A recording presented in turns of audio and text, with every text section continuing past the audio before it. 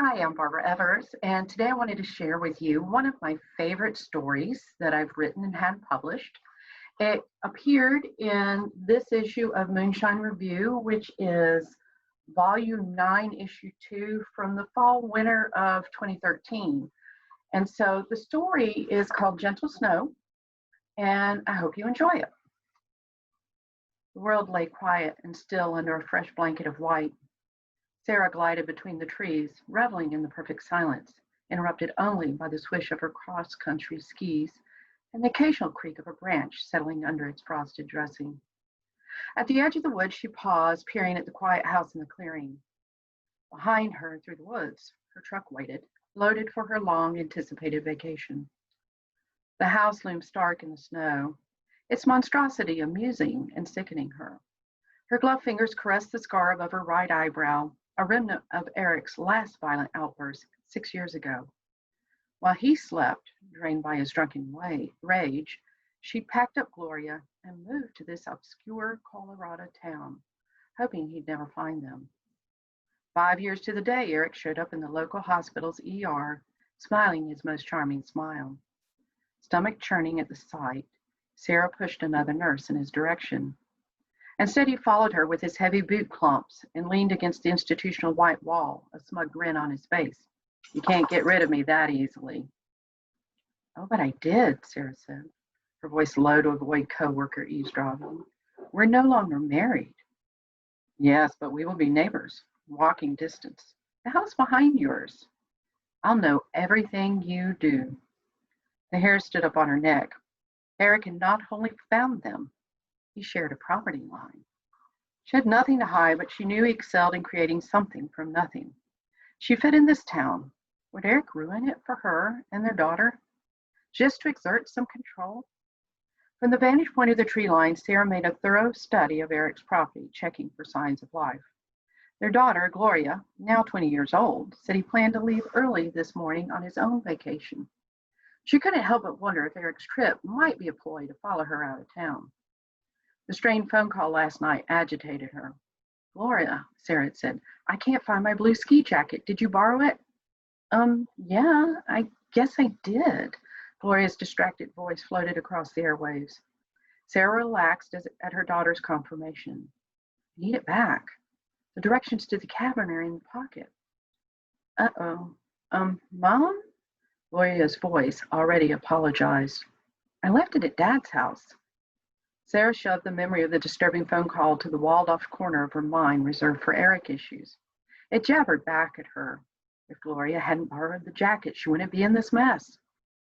Sarah squared her shoulders, satisfied that Eric had already left, and slid out into the open. She hoped to be in and out in minutes. The bunny statue on the back porch hid the key. Eric's habits never changed. Sarah leaned her skis against the wall, brushed the snow from her coat, and pulled off her boots. Dry socks wouldn't track any snow into the house to puddle and dry into a dingy spot waiting for discovery. She gripped the house key in her leather-gloved hands. It slid into the lock and, with a click, she entered the laundry room. Sarah and Gloria had explored the large house during its construction, long before she knew it would become his lair.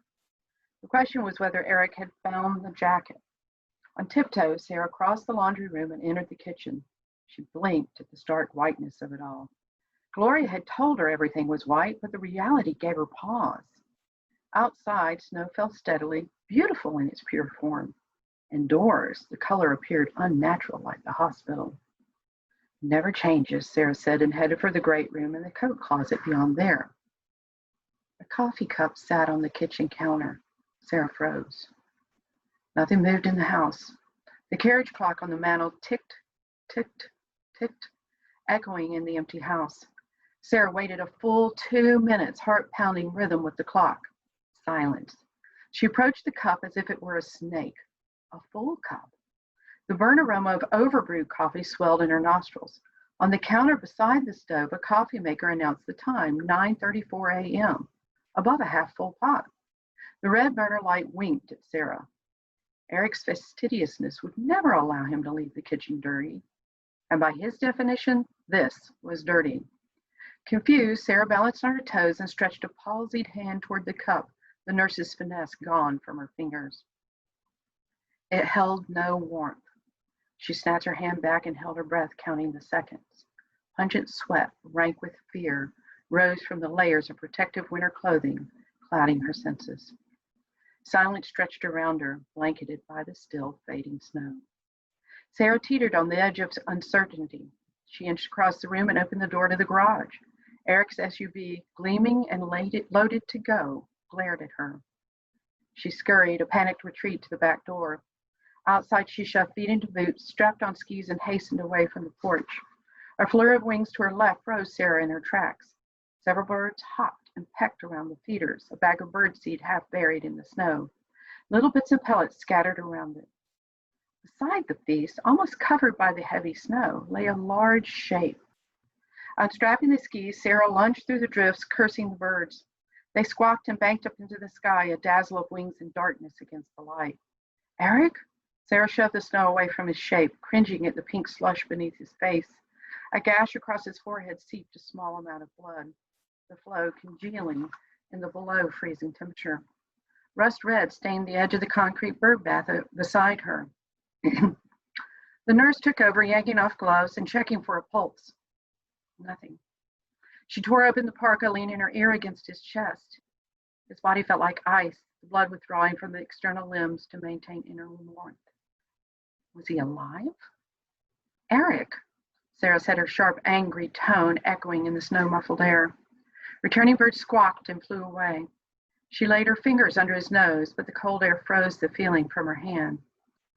Boots crunching across the yard, Sarah grabbed the key and shoved the laundry room door open again.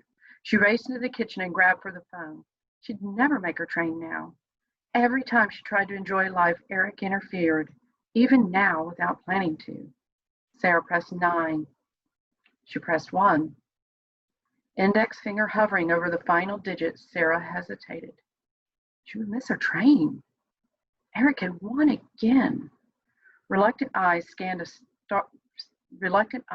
across this darkly clean room and out the window where the birds clustered around the seat again. Was he alive?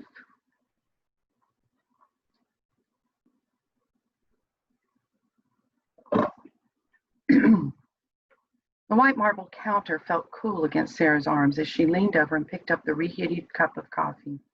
She sipped. The floor-to-ceiling windows provided a panoramic view of the long, sloping yard that ended at the stand of trees now frosted in white. The tracks from her cross-country skis had disappeared some time ago. Her gaze drifted to the ground near the bird feeders. His body was almost covered again, the blood-pink snow hidden under the heavy snowfall. Just a small piece of his parka peeked out at the world. Soon, no one would guess his body lay there. It was perfect. Expected to accumulate 3 feet overnight, the snow would hide him until the fall. Sarah finished the cup of coffee and placed it in the dishwasher. True to expectations, a heavily rinsed load of used dishes waited, the lemon-scented liquid detergent already squeezed into its designated cup inside the door. She pressed the normal wash cycle. The body was no longer visible. If she was right, he had not made reservations for his trip. That one habit caused many fights during their marriage. Eric always argued he could get a better deal by negotiating face-to-face with a desk clerk. Of course, there had to be a vacancy in order to do that. With Eric's body covered and enough accumulation to hide the suspicious mound, Sarah felt safe leaving. She always did what was expected of her, but not today. Odds were he was long dead before she arrived. The cold coffee and his early departure plans agreed with that assumption. His body would not rot, entombed in the snow until someone missed him. Even then, the snow might hide him during the search. She retrieved her coat and left everything the way he would. The key slid back underneath the stone bunny, and she slipped her feet back into the boots and strapped on her skis. By the time anyone thought to look for him, her tracks would have disappeared too. At the bird feeder, she paused, recalling the image of Eric's body under the snow, then turned her back and headed down the hill into the woods, a smile creasing her face. No other home was in sight. Eric moved so close to upset her. Funny how that had turned out. Skis packed into the truck, Sarah stopped only to answer the vibration of her cell phone. Hello? Mom, hey, have you left yet? Gloria, yeah, about an hour ago. What's up? Nothing. Just wanted to tell you have fun. Sarah smiled as she sat in the driver's seat. Oh, I will. Love you, hun. Snow swished off the windshield as the wipers went into action. The only other sound the crunch of snow under her tires. Sarah drove down the mountain, a giddiness gathering in her chest. A giggle escaped her lips. Then another. Soon she laughed with abandon. She never saw the patch of ice. The wipers continued squeaking back and forth against the cracked windshield while falling snow blanketed the underside of her overturned truck. So I hope you enjoyed the story today. That's Gentle Snow. And again, it showed up in the moonShine Review in 2013. And my short stories tend to be contemporary fiction, whereas my novels are in the fantasy genre. And I do have an upcoming novel, The Watchers of Manaya, which is an epic fantasy that will be published by New Mythology Press in December.